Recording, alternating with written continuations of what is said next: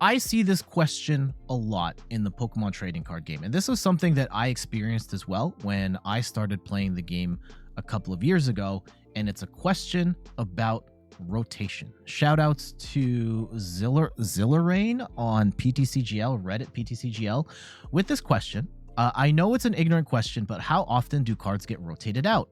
Is it only once per year, or is it when they release new sets? I've got some cards I want to trade credits, but I'm worried if I buy them and they get rotated out, then I'll have wasted my credits. I saw on Bulbapedia that rotation usually happens after the World Championships, but does anyone know the actual date yet?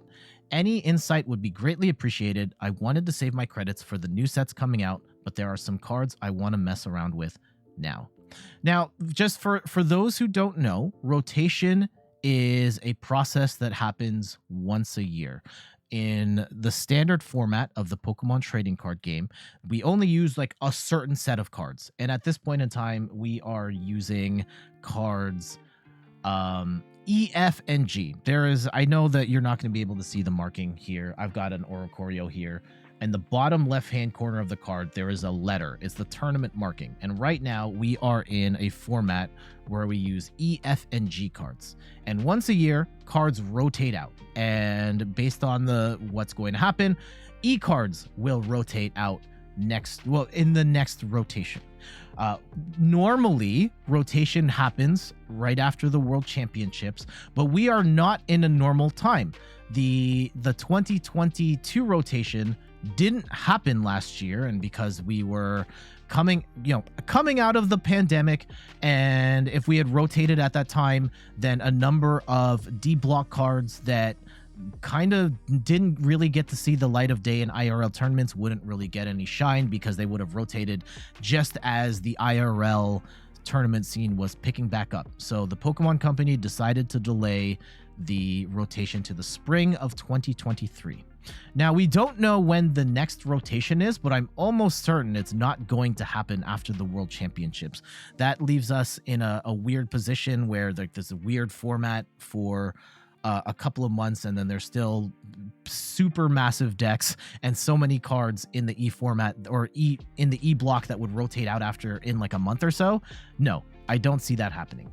At this point in time, I would project that the rotation is going to happen going forward in like the March-April point. And spring 2024 is probably when the next rotation is going to be.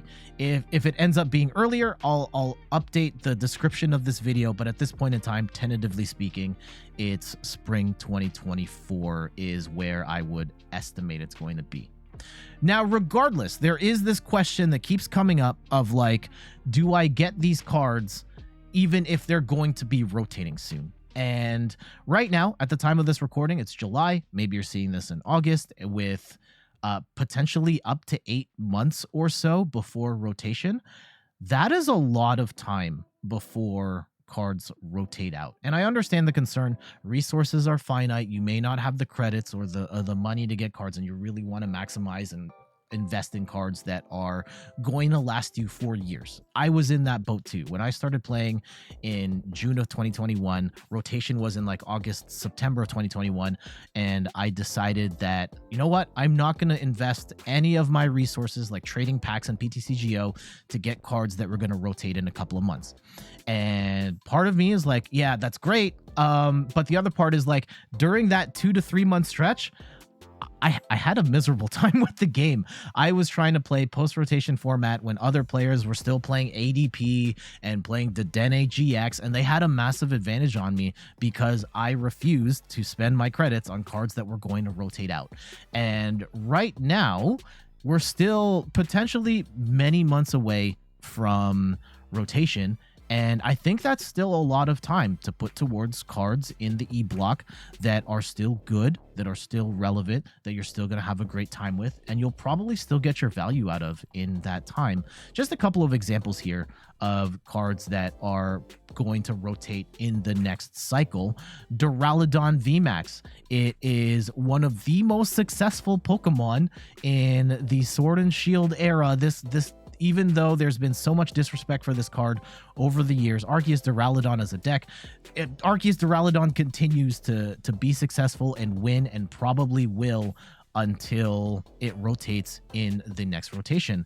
And absolutely, if you want to play Duraludon, I think absolutely go and invest in Duraludon. You're going to have a ton of fun. You're going to win a lot of games. And Duraludon is one of my favorite Pokemon to play with. Another card, trainer card, that is set to rotate next year, Raihan. When you get knocked out, when one of your Pokemon gets knocked out on the following turn, you can attach an energy from the discard pile and grab a card of your choice. This is still an incredibly strong card and a staple in a number of decks. And you're hurting yourself in the immediate term if you're like, nah, I don't want to invest in Raihan because it's going to rotate out in 8 months. Like, no. If you plan on playing in the next couple of months, there are trainers like Raihan and other staples. Another one like Level Ball, for example. I don't have the graphic for Level Ball pulled up. Level Ball rotates next year, but if you say to yourself, I want to play Gardevoir, but I don't want to play Level Ball because Level Ball is going to rotate next year, then you're really missing out on playing a more optimal experience, playing with a great deck, and playing it in the way that it is most optimal. Here's another example of a card that's rotating in the next rotation, whenever that is, Path to the Peak.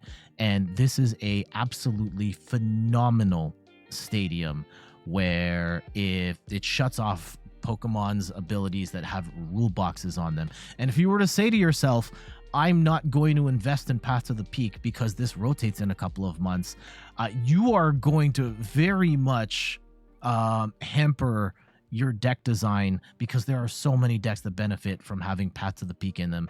And I think that it is very much worth the investment, even if you're only going to have it for a couple of months. If you were planning on playing the game at this point in time, like, yeah, I absolutely do it.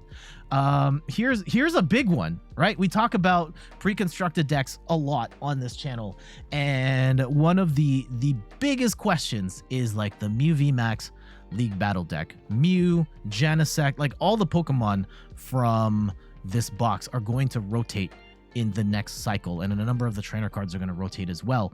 And this is a little bit of a different question, because whether you're investing gems or credits or real money buying the deck, you do have to ask the question of like, am I going to get the value out of this in a couple of months versus in waiting and investing in other stuff? And for Mew VMAX specifically, yes, there are more and more counters to this deck all the time. We've seen stuff like Path to the Peak and Mighty Anna and Drapion and Spiritomb. And regardless, Mew VMAX continues to win.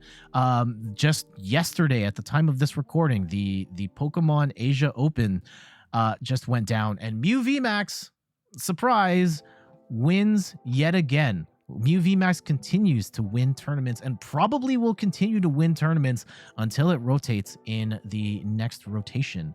And if your choice is, I can start with this League Battle deck that's going to rotate in a couple of months, or I can take the Palkia deck, which isn't going to rotate for, most of it's not going to rotate for a couple of years.